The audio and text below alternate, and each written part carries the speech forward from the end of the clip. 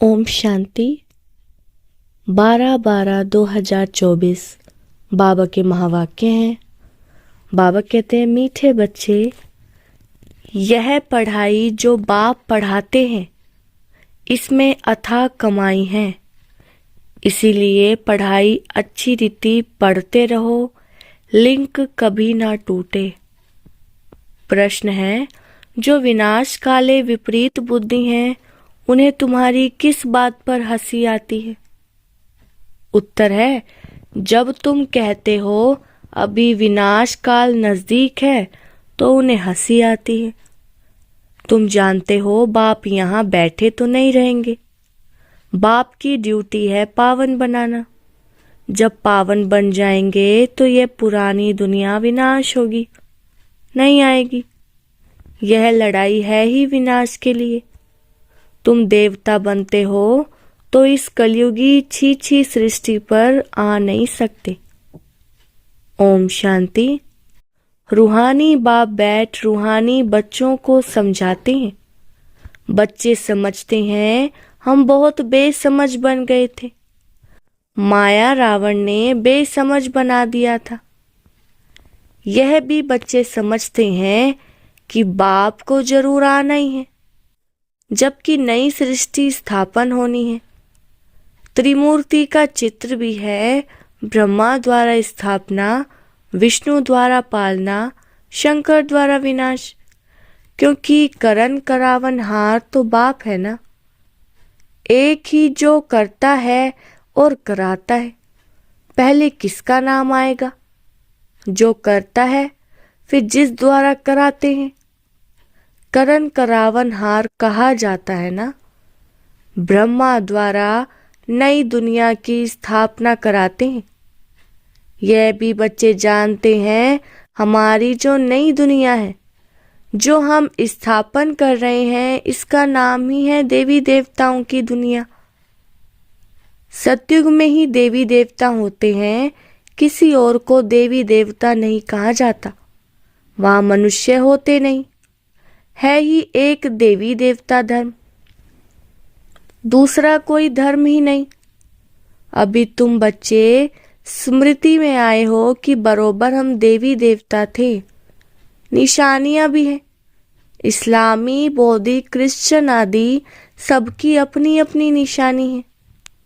हमारा जब राज्य था तो और कोई नहीं था। अभी फिर और सभी धर्म है, हमारा देवता धर्म है नहीं। गीता में अक्षर बहुत बड़े बड़े अच्छे हैं, परंतु कोई समझ नहीं सकते। बाप कहते हैं विनाश काले विपरीत बुद्धि और विनाश काले प्रीत बुद्धि। विनाश तो इस समय ही होना है। बाप आते भी हैं संगम युग पर, जबकि चेंज होती है। बाप तुम बच्चों को बदले में सब कुछ नया देते हैं। वह सोनार भी है, धोबी भी है, बड़ा व्यापारी भी है। बिरला ही कोई बाप से व्यापार करे। इस व्यापार में तो अथाह फायदा है। पढ़ाई में फायदा बहुत होता है। महिमा भी की जाती है कि पढ़ाई कमाई है, वह भी जन्म जन्मांतर के लिए कमाई है। तो ऐसी पढ़ाई अच्छी रीति पढ़नी चाहिए ना। और पढ़ाता भी बहुत सहज हूँ। सिर्फ एक हफ्ता समझकर फिर भल कहाँ भी चले जाओ, तुम्हारे पास पढ़ाई आती रहेगी, अर्थात मुरली मिलती रहेगी, तो फिर कभी लिंक नहीं टूटेगी। यह है आत्माओं की परमात्मा के साथ लिंक। गीता में भी यह अक्षर है, विनाश काले विपरीत बुद्धि विनश्यन्ति, प्रीत बुद्धि विजयन्ति। तुम जानते हो इस समय मनुष्य एक दो को काटते मारते रहते हैं। इन जैसा क्रोध व विकार और कोई में होता नहीं। यह भी गायन है कि द्रौपदी ने पुकारा। बाप ने समझाया है तुम सब द्रौपदियां हो।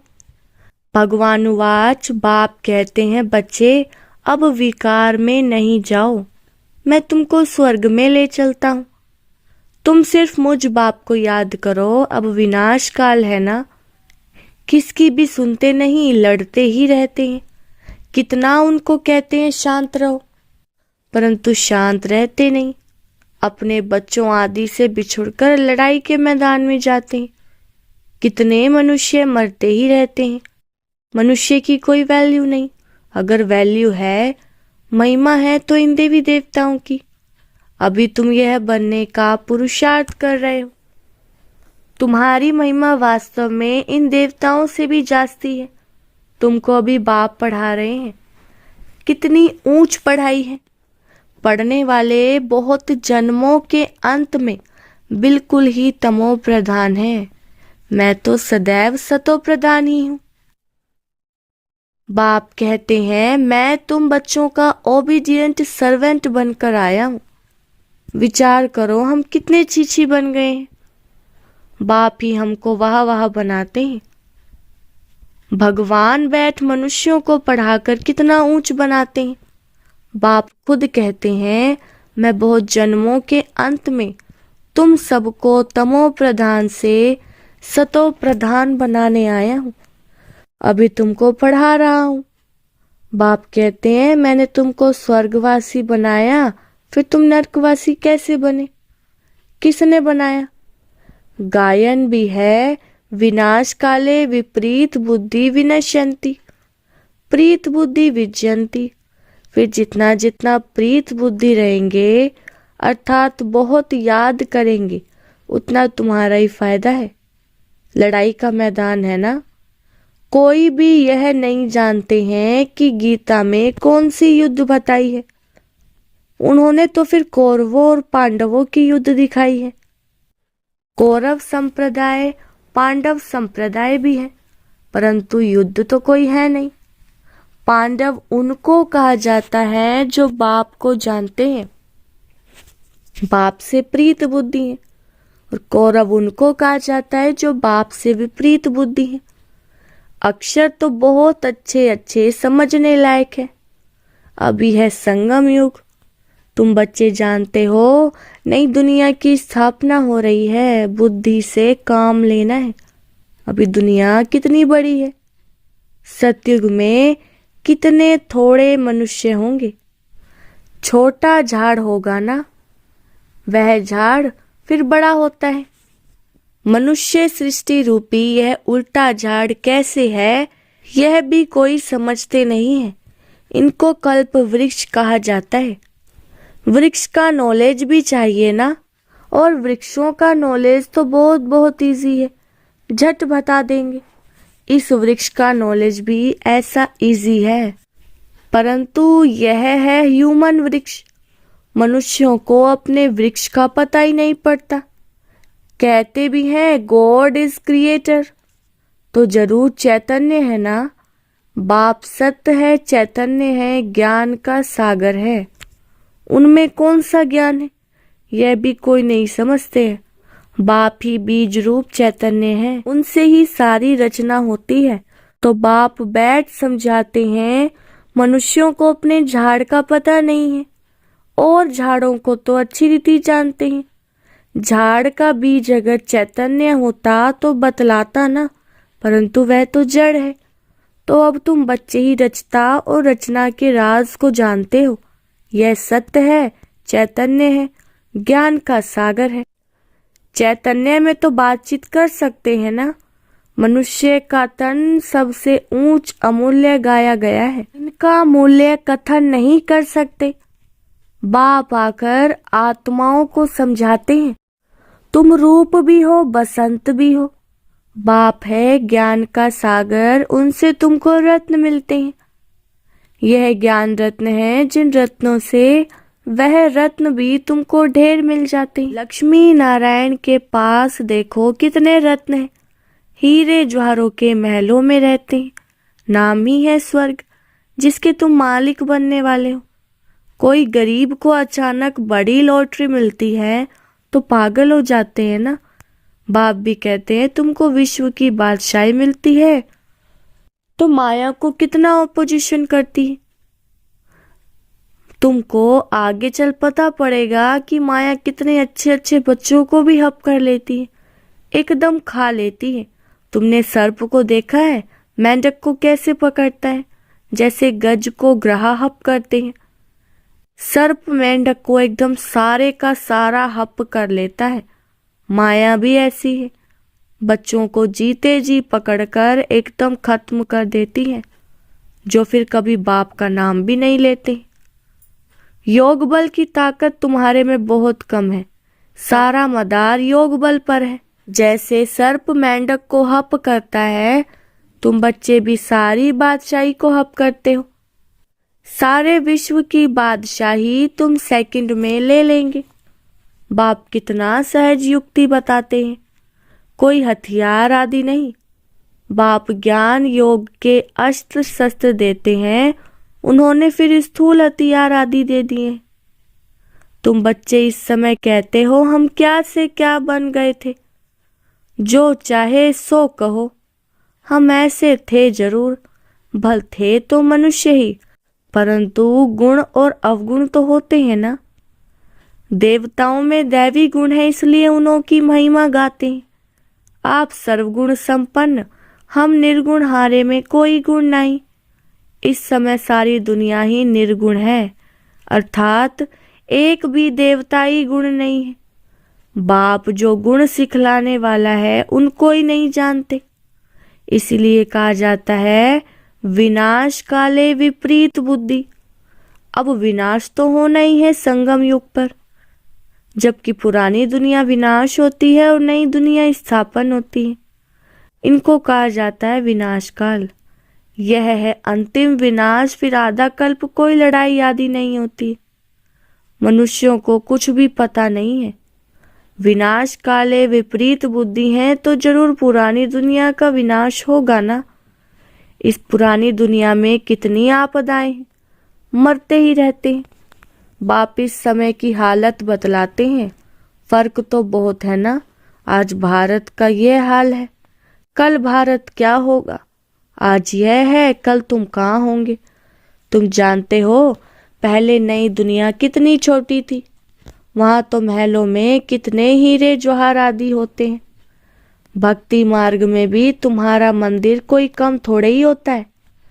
सिर्फ कोई एक सोमनाथ का मंदिर थोड़े ही होगा। एक कोई बनाएगा तो उनको देख और भी बनाएंगे। एक सोमनाथ मंदिर से ही कितना लूटा, फिर बैठ अपना यादगार बनाया है। तो दीवारों में पत्थर आदि लगाते हैं, इन पत्थरों की क्या वैल्यू होगी। इतने छोटे से हीरे का भी कितना दाम है। बाबा जोहरी था, एक रत्ती का हीरा होता था 90 रुपया रत्ती। अभी तो उसकी कीमत हजारों रुपया है, मिलते भी नहीं।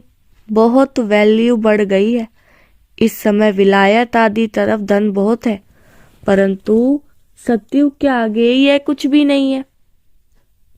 अब बाप कहते हैं विनाश काले विपरीत बुद्धि है। तुम कहते हो विनाश समीप है, तो मनुष्य हंसते हैं। बाप कहते हैं मैं कितना समय बैठा रहूंगा, मुझे कोई यहाँ मजा आता है क्या। मैं तो ना सुखी ना दुखी होता हूँ, मेरे ऊपर ड्यूटी है पावन बनाने की। तुम यह थे, अब यह बन गए हो, फिर तुमको ऐसा ऊंच बनाता हूँ। तुम जानते हो हम फिर वह बनने वाले हैं। अब तुमको यह समझ आई है, इस समय दैवी घराने के भांति थे, राजाई थी, फिर ऐसे अपनी राजाई गवाई, फिर और आने लगे। अब यह चक्र पूरा होता है। अभी तुम समझते हो लाखों वर्ष की तो बात ही नहीं है, यह लड़ाई है ही विनाश की। उस तरफ तो बहुत आराम से मरेंगे, कोई तकलीफ नहीं होगी। हॉस्पिटल शादी ही नहीं होंगे, कौन बैठ सेवा करेंगे और रोएंगे। वहां तो यह रस्म ही नहीं, उन्हों की मौत सहज होती है। यहाँ तो दुखी होकर मरते हैं, क्योंकि तुमने सुख बहुत उठाया है, तो दुख भी तुमको देखना है। खून की नदी यहाँ ही बहेगी। वह समझते हैं ये लड़ाई फिर शांत हो जाएगी, परंतु शांत तो होनी नहीं है। मिरुआ मौत, मलुका शिकार। तुम देवता बनते हो, फिर कलयुगी छीछी सृष्टि पर तो तुम आ नहीं सकते। गीता में भी है भगवानुवाच, विनाश भी देखो स्थापना देखो। साक्षात्कार हुआ ना, यह साक्षात्कार सब अंत में होंगे। फलाने फलाने यह बनते हैं, फिर उस समय रोएंगे, बहुत पछताएंगे, सजा खाएंगे, नसीब कूटेंगे, लेकिन कर क्या सकेंगे। यह तो 21 जन्मों की लॉटरी है। स्मृति तो आती है ना। साक्षात्कार बिगर किसको सजा नहीं मिल सकती है, ट्रिब्यूनल बैठती है ना। अच्छा, मीठे मीठे सिकिलदे बच्चों प्रति माता पिता बाप दादा का याद प्यार और गुड मॉर्निंग। रूहानी बाप की रूहानी बच्चों को नमस्ते। हम रूहानी बच्चों की रूहानी बाप दादा को नमस्ते नमस्ते, गुड मॉर्निंग। धारणा के लिए मुख्य सार। फर्स्ट पॉइंट है, स्वयं में ज्ञान रत्न धारण कर रूप बसंत बनना है। ज्ञान रत्नों से विश्व के बादशाही की लॉटरी लेनी है। दूसरा पॉइंट है, इस विनाश काल में बाप से प्रीत रख एक की ही याद में रहना है। ऐसा कोई कर्म नहीं करना है जो अंत समय में पछताना पड़े या नसीब कूटना पड़े। वरदान है, सदा स्नेही बन। उड़ती कला का वरदान प्राप्त करने वाले निश्चित विजयी निश्चिंत भव। वरदान का विस्तार है, स्नेही बच्चों को बाप दादा द्वारा उड़ती कला का वरदान मिल जाता है। उड़ती कला द्वारा सेकंड में बाप दादा के पास पहुंच जाओ तो कैसी भी स्वरूप में आई हुई माया आपको छू नहीं सकेगी। परमात्म छत्र छाया के अंदर माया की छाया भी नहीं आ सकती। स्नेह मेहनत को मनोरंजन में परिवर्तन कर देता है। स्नेह हर कर्म में निश्चित विजयी स्थिति का अनुभव कराता है। स्नेही बच्चे हर समय निश्चिंत रहते हैं। स्लोगन है, नथिंग न्यू की स्मृति से सदा अचल रहो तो खुशी में नाचते रहेंगे।